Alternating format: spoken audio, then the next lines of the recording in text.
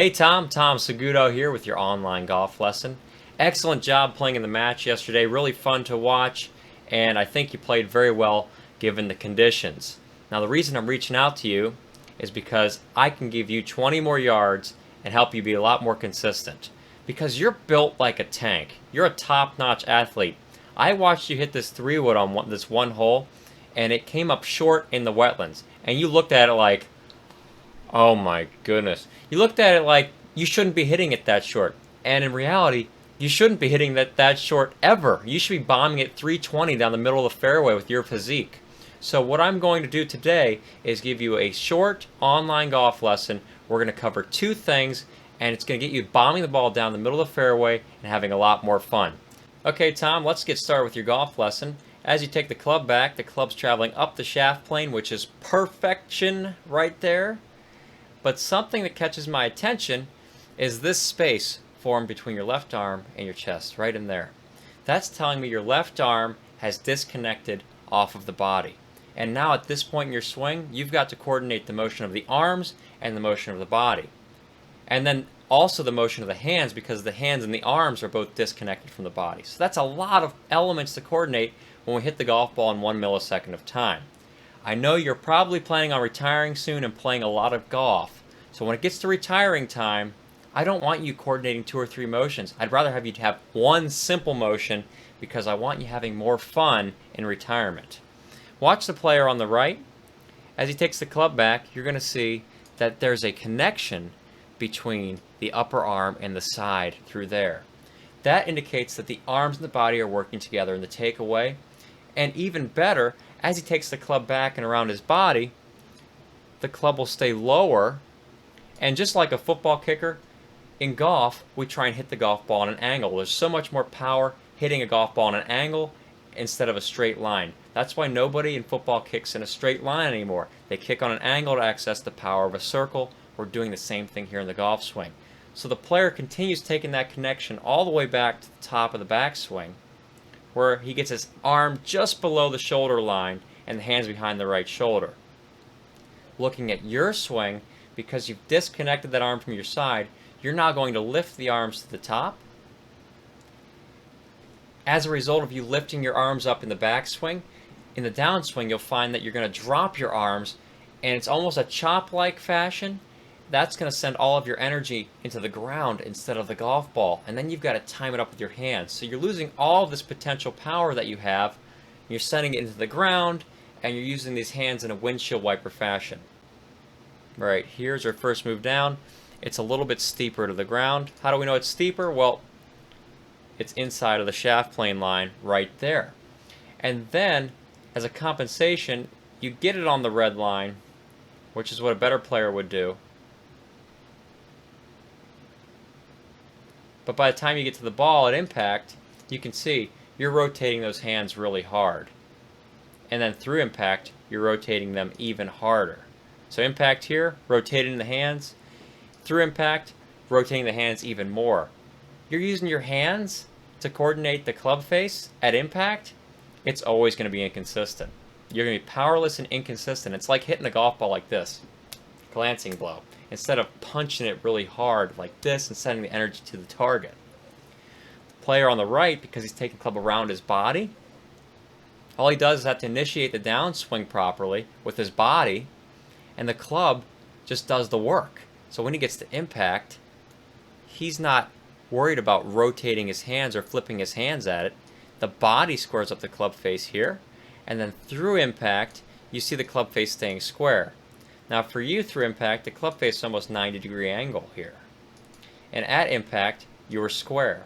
So that's a whole lot of hand rotation for you, meaning you can't devote any time to sending a power punch into the golf ball. You're spending most of your time in the golf swing trying to coordinate that motion with your hands. It's brutal, and it's costing you a ton of power and consistency. So what are we going to do?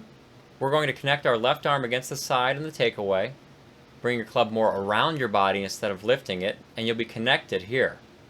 You'll keep that connection all the way to the top of the backswing, where the hands get behind the right shoulder. You might feel like the club is really low at this point. It might feel hip high to you. But that's just telling you swung the club around your body more. And secondly, The next thing I want us to work on is turning your left shoulder down so that you maintain your relationship with the golf ball throughout the swing. One of the biggest consistent contact keys on the planet. So 2 simple moves to give you more power by swinging the hands in, more consistency by taking your left shoulder and turning it down. Now let's go over the practice plan video where I show you exactly how to work on that. Stay tuned. Alright Tom, let's get started with your practice plan video. I'm going to show you how to work on all the things we discussed in the swing analysis. Let's begin with something that we didn't quite talk about, but it's really important. In your setup, the weight needs to be about 60% on your front leg, 40% on your back leg. You're going to keep the weight forward throughout the swing. The reason why is the number one fundamental in golf is hitting the ground in the same spot every time. Consistently clean contact, like KFC consistently clean. So if we shift around a lot with our weight in the golf swing, our point of contact moves in the direction of the shift. What we need to do is not shift at all, instead rotate around our front leg. It keeps our body over the golf ball, which is one of the biggest keys for consistently clean contact. So we place weight forward, and then we strive to maintain this weight staying forward throughout the golf swing. Once you build that into your setup, it's going to be a lot easier to implement these swing changes that we're discussing. The first swing change we talked about is keeping the upper left arm connection against your side, ensuring that this connection is maintained in the golf swing and continued to the top where your hands are behind your trail shoulder, allowing us to access the power of hitting on a circle, just like a football kicker would kick from in on an angle to the ball instead of in a straight line.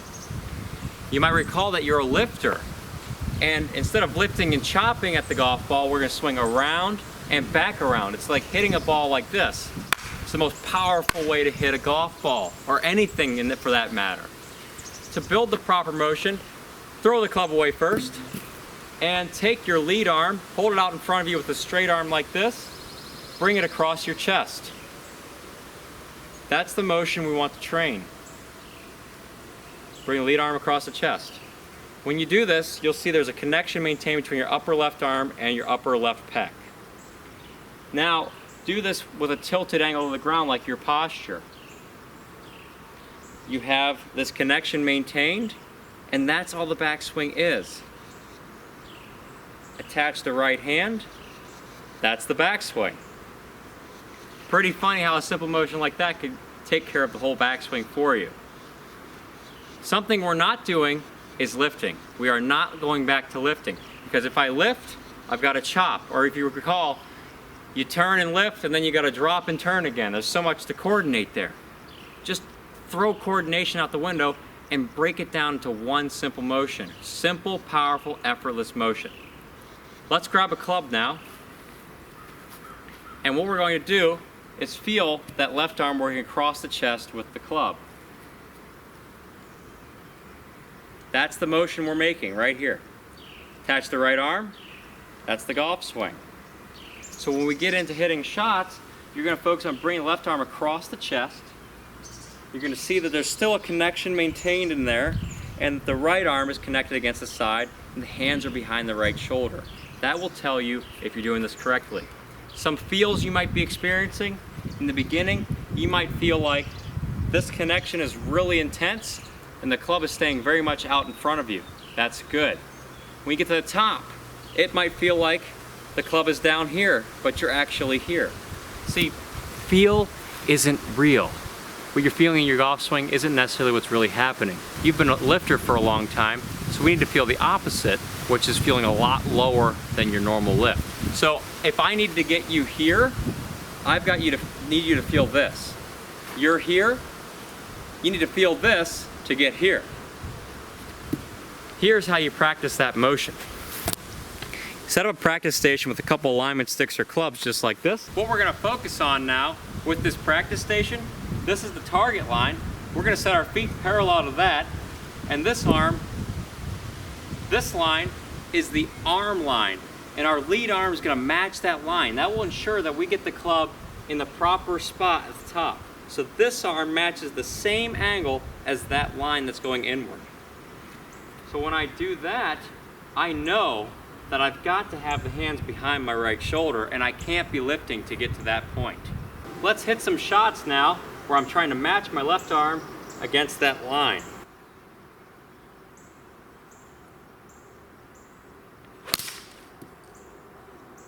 That feels very powerful. You'll be noticing that you're not lifting at all. Left arm match the line.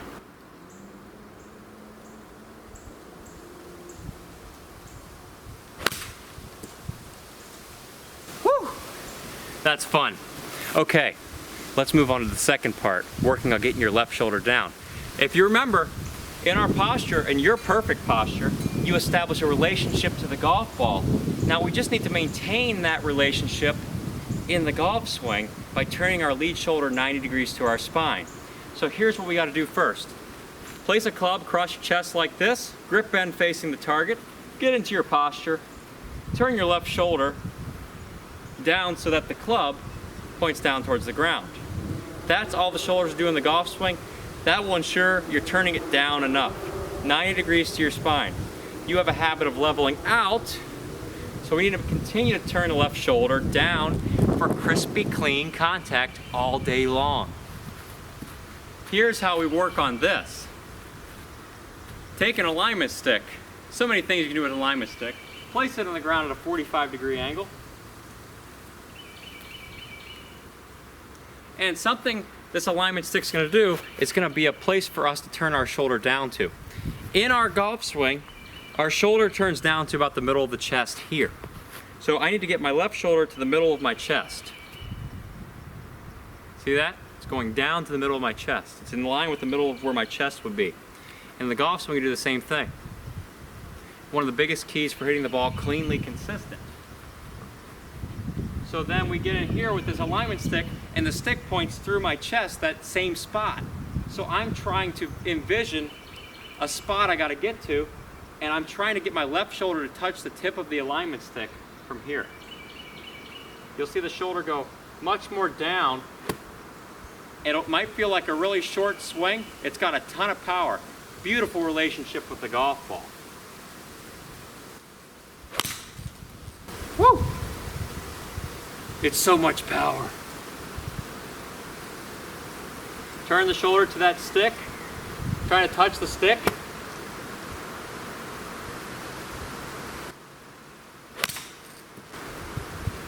That's feeling really good. Keep turning the shoulder down. Envision a line going through the middle of your chest, trying to touch your shoulder to that line.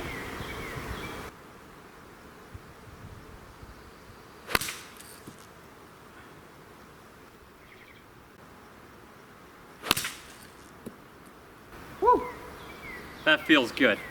So Tom, if you go out and make these two motions, you will be playing the best golf of your life. You'll pick up at least 20 or 30 yards. And I know you got tons more in the tank. You're built like a tank. There's no reason that you can't bust it 280 at least, 320. I could see you doing it with your physique.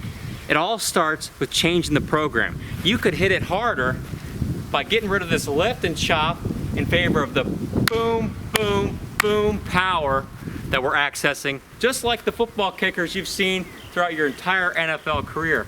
All kicking on an angle, hitting on an angle, and the ball is just going. It's going.